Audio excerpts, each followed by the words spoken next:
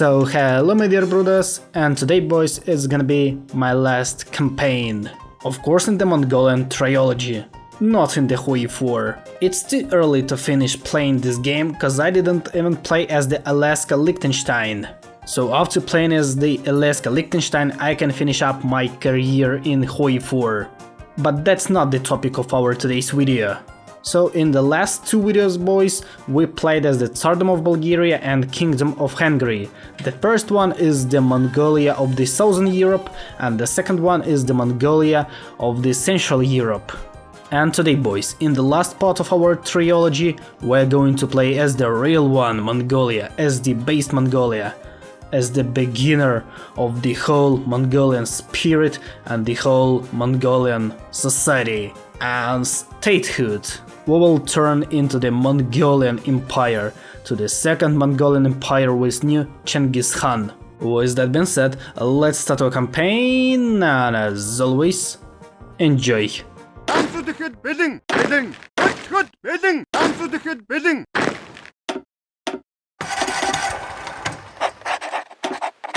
Answer the head bidding. A history of Mongolia. What about now? Glory to Mongolia. Okay, so let me tell you a long story short.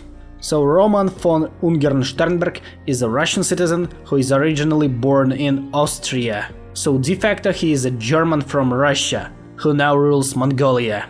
This path of recreation of the Mongolian Empire isn't a joke at all, because it was a real idea of Roman to recreate the Mongol Empire based not only on the Mongolian experience, spirit and other stuff, but uniting Russian, Mongolian and Chinese specific people, territories and other scenes.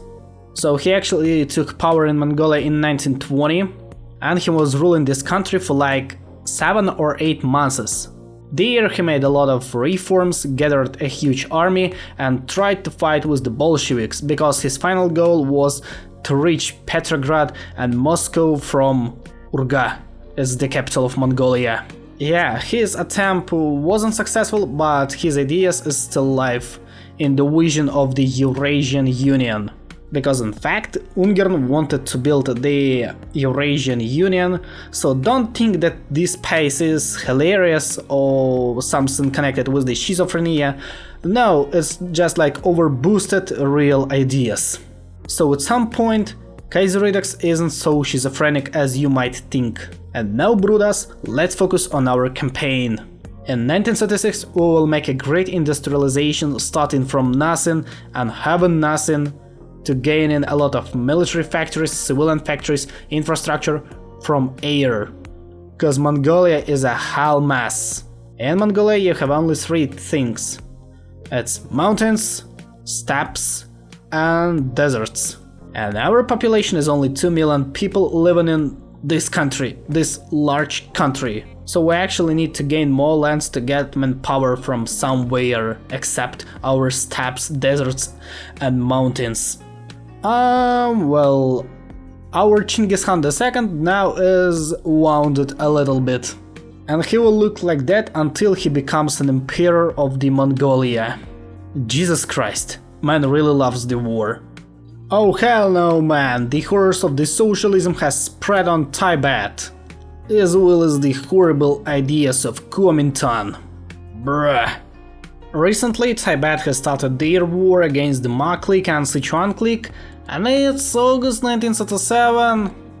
It's late enough to start our war against the Ma clique, Mongolian minority in Xibei. So in a month we're going to start our own war. Plus I'm good in logistics, my industry is working pretty well, so I think that this war is gonna be fast and successful. Probably we will even take the Sichuan clique. Just imagine that we have conquered a lot of Ma clique cities, we have encircled some of their forces, but we have lost like 110 people. Yeah, it's Mongolian army. Undefeatable. Bro doesn't even want to defend his capital, so we will take it pretty easily, as well as the last one city, Tanshui. So after taking those 2 cities, they have capitulated, and war has been going for just like 3 weeks? 2 weeks? I don't know. Now this piece of land fully belongs to me. And my next headache is Turkestan and Xinjiang clique. We need to build a great amount of camps for Uyghurs. I mean summer camps, yeah, for their children. By the late December 1937, the whole western and central China is cleared. Now let's help those fuckers to destroy Sichuan clique and annex them too. Cause you see that in some regions, if we combine both of those regions, their population is even bigger than the population of the whole Ukraine. And just imagine that in the Mongolia that we have right now, the whole population is around 18 million people. And there we have the population around 43 or 44 million people. And then the whole Sichuan clique, I guess that it's gonna be like around 50 million people. That's insane. You see that we have a huge gap on the front line because we have 2 free provinces, and I guess that going from them we can capture the whole Sichuan without even any casualties, because they have all of their forces on the front line. I guess that we need to try to do something with that. With those 2 divisions we are going to capture the whole country. Boys, it's actually working, it's not even a joke, my horses can capture everything and everyone in a few days. Jesus man, it looks more like a special military operation, rather than a full-scale war. Emperor of the Mongols, now that the tribes of Mongolian people have been united under the banner of a singular leader once again. Shall our lands seal itself from the world to protect our precious tradition and people? Or shall we, like the great Temujin, lead our great and mighty host to trample the decent and pretty regimes of the East and West? And you, Mongolian Empire? Yes, it is. And now I want to destroy Tibet cause he doesn't fit with my territories. Just look. Incredible Mongolian Empire which controls Mongolia, West and Central, a part of southern China, and we have there Tibet. It doesn't look good, so Tibet, you're gonna be next. Oh, so I can justify the war goal against the Far Eastern Republic of the Transamur, plus they are not in the Japanese sphere of influence, so yeah, let's do it. And in 6 months we're going to destroy this fake Russian state and traitor Kolchak. We don't like him since the Russian Civil War, so he must be destroyed now. Sternberg declares himself the reincarnation of Chinggis Khan. The earth shall tremble under the trample of the Han. The great Mongol Empire with new based flag, and just look at this. Now Ungern is based cause he is wearing a typical Mongol costume. Now he looks like not a guy that ran away from the schizophrenic clinic, no. Now he looks like a based Mongol emperor, which will lead Mongolia to the greatness. And of course to the reunification with Russia. Eurasian dream must be completed. The Mongol Empire rises from the graveyard. The Mongol Empire, once a scourge of the world, a feared empire, the world's largest empire, has risen again. Led by the maniac Baron Roman von Ungern-Sternberg, the new Mongol Empire desires so much that was taken away from it over 5 centuries ago. The Chinese are terrified, while the Europeans watch with an eye turned to the situation at hand. Chinggis Khan would be proud of him. Let's pray to the god of wind.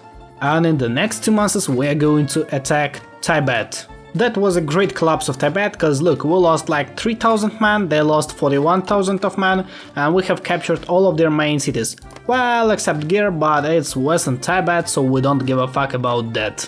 But now I'm glad that this piece of rock belongs to me, not to Tibetians. Now I want to say hi to my good old friend Kolchak. Amount of his forces on our border isn't so big, so I guess that my horses can easily go and in 1939 reach Vladivostok. Minus 6 divisions of the Kolchak army. Now we control Chita. Even more divisions of the Transamur are encircled now. Well, Russia demands full control over the railroad. And at that moment we need to back up and give them the railroad. Because I don't want to fight with Russians right now for the Minusinsk and Ulala. We will do that later, and we will liberate all people inside of the Russia. That's the beginning of the March 1939, and Transamur is going to fall in the nearest days because we have almost reached Vladivostok. Their army has collapsed and the biggest parts of it has left just here in Verkhnyoudinsk and Bodaiba. So yeah, goodbye Transamur, and goodbye my lovely stupid ass Admiral Kolchak. Sashenka, пока. The idiot. Now that Mongolia looks epic. I found out that now Fengtian is playing the role of Tibet, so Fengtian is gonna be the next one who is gonna be destroyed. I have just discovered that now we are fighting not only with the Queen but with the Nanjing clique, which is ruled by the Germans. Jesus Christ, we are fighting with the German China. And our invasion in the Qin Empire is going successfully. Now we just need to make as much worms as it could be possibly done just to collapse their front line and move our divisions into the deeps of the Qin Empire. The front line with Nanjing clique is just undefeated at all. The whole Qin Empire is encircled, and it's not a joke because they don't even have an access to the coastline. The whole coastline was taken by me, so yeah, it's a great encirclement of the Qin forces. Let's conquer all of those cliques right now. Oh, it will take only 30 days, that's great. The mantle of the Yuan. Such as it was with the Genghis Khan's first great conquest, it is only fitting that we should claim the mandate of heaven for ourselves, proclaiming ourselves the revival of the Yuan dynasty, established under the Kublai Khan. Under the Baron shall all of China be protected from the perfidy and weakness. Well, for the couple of reasons we can't fight with the Legation cities, but we can decide the fate of the Macau. Cause Portugal is weak and we won't declare war at the beginning, so we can discuss about Macau. By the way, we have changed our name and now we are the Great Yuan. We have changed our flag, but we are still the Genghis Khan II. I miss the old Great Mongolian Empire. Nice, so Portugal gave us Macau back without any war. Nice. Once I said that I want to start a war against the Fengtian, our enemies make ready for war. So they want to attack me.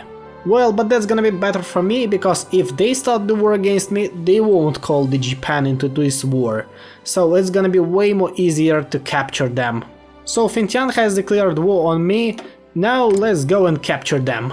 And surprisingly, the Empire of Japan declared war on me after they realized that Fengtian is going to collapse. But at least Fengtian has capitulated, so now it's gonna be way more easier to deal with the Japanese. My cavalry is so strong that we are defeating the Japanese tanks, even the Japanese tanks. Defeating Sun, and of course we will accept the peace from the Japanese Empire. So after war with the Japanese Empire, our territories looks like that, plus we have conquered Taiwan with that, and the population of our Mongolian Empire now is more than 563 million people living in the Great Yuan.